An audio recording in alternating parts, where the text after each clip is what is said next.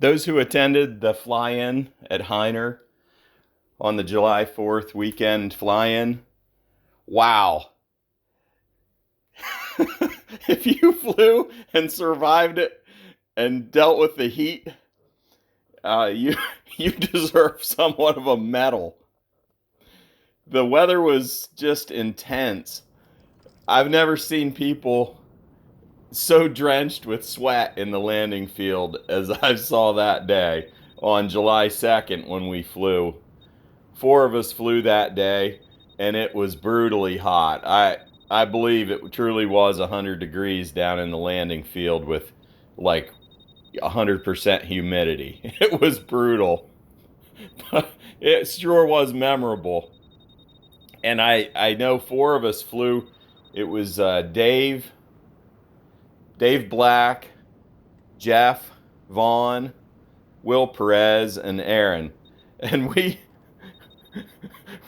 remarked afterward that this was just insane. Like, why did we do it? But I guess we were glad we did it when it was all over with, because then we could just get cool and jump in the river, drink some water, drink some tea, whatever. Wow. So picture this. It's about 100 degrees, and we're up at Hyner up top, and it's blown out. I don't know what time people arrived up there, but it seems like people started showing up to try to fly up there around 4 o'clock. And we set up our gliders, and we waited and waited for it to settle down. And then as we're up, I'd say the action actually starts around 5:30. Everybody's getting tired of sitting around in the heat and just want to get the show on the road. So Will Perez launches first. He's flying his 40-year-old Sapphire glider. It's a bowsprit glider. And so he launches somewhere a little after 5:30, I think. He's flying around. He's not really getting up high, but he's working it. And he stayed up for quite a while down below the wall. And so then next, Jeff goes.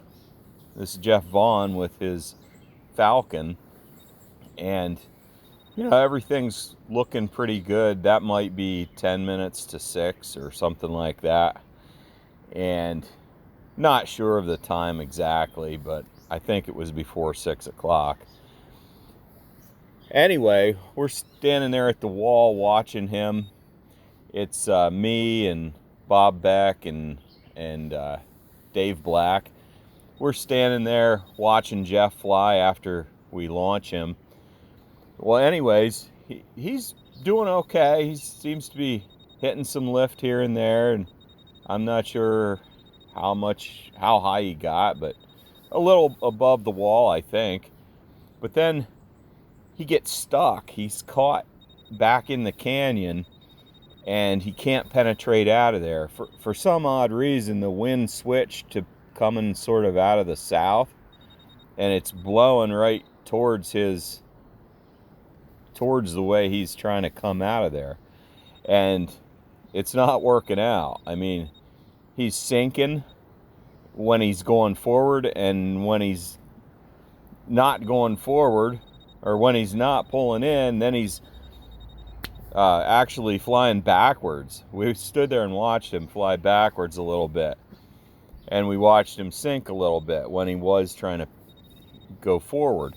So, we're starting to sweat bullets for Jeff back there. We're worried about him. We're like hoping he doesn't go in the trees. And I don't know, we're just standing there watching, and somebody says, oh, he might squeak out of there. It's starting to look a little better for him. And I think Bob goes, yeah, if he doesn't hit sink. So we're on the edge of our seats as to how this is going to work out for Jeff. And he does slowly work his way out of there. Maybe the wind calmed down or something, but luckily he got out of the canyon and made it in for a landing. And then Dave Black and I wait a little bit more, like maybe 10 or 15 minutes more, and then looks like maybe the weather has changed a little or calmed down a little more, and we're looking at each other like, who's going first? You first, you first. So it ended up Dave flew next, and he did fine. He got up and he's flying around and making it look pretty good. I finally launched last at probably 6:20, and it was nice then. I mean, it was still a little bumpy, but we didn't experience any of that crazy strong wind out of the south. So I think it was starting to glass off more at that point. Dave and I ended up having decent flights. It was kind of fun. We were chasing each other around out there, you know, doing laps.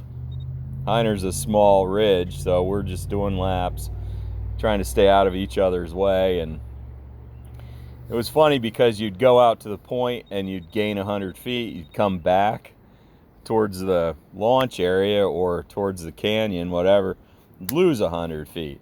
So I'd say both of us were doing that for quite a while. We were just making laps and gaining 100 feet, losing 100 feet, and till we got bored with doing that. And then I think it did kind of shut down then after that for a little bit, or at least a flush cycle came through and we ended up landing. So well, anyway, that was the story of July 2nd on 4th of July weekend up at Hyner. I wanted to say thanks to Bob and to Mark, who was a visitor up there. Thanks for helping wire crew me off at the very end. Appreciate that. And also just wanted to say thanks to Mark and his wife for helping drive down one of the cars, because that was a big help, being able to everybody ride back up in Will Perez's van so that we could go retrieve the rest of our vehicles. That was very nice. Thanks a lot. This is kind of a variation of my standard landing approach at Hyner. I try to come in about 25 to 50 feet above this tree that's the large tree by the cemetery. Sometimes I'm actually coming in even with it. It all depends, but what you'll see me doing here is a little bit of a variation of that. I'm trying to lose a little more altitude. I came in a little bit higher than I normally want to, so I'm just trying to do some S-turns before I actually do my base and final. So I like to come in at an angle over those tracks and not get to too close to those trees that are tall on the left side of the runway. That's just me.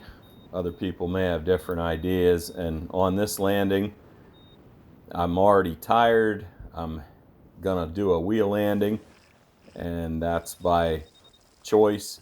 I see that I think I made the right choice. When I went in the field, there was zero wind down there, and it's 100 degrees, so I don't need any surprise. I hope you enjoyed this video, and I hope you had a great time at Hyner on the 4th of July weekend. What did you experience up there?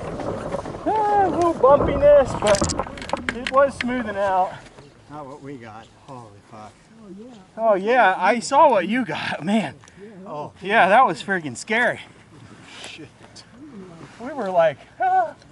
I was, a couple times I was like, good God. We were sweating for you, man. Like, is that gonna get out of there? Yeah, like, I know. oh my God. Yeah, I saw it. We saw you actually go backwards a little. Oh, I was going backwards. Yeah, I was. I was like, You're going down and backwards. Yeah, because I kept trying to find, like, okay, where can I not go down? Yeah. You know, that's when it was going backwards. Oh shit. I mean, I seriously thought a couple times that I might not make it to the field. Damn. That's how. We were worried about you, that's for sure. Huh. Okay. Oh, okay. I left before it sunk. I thought, well, I'm going to go out there and see if there's anything else because I was not getting high. I was just doing the same thing. Go back out to the point, get 100 more feet. Go back, lose 100 feet.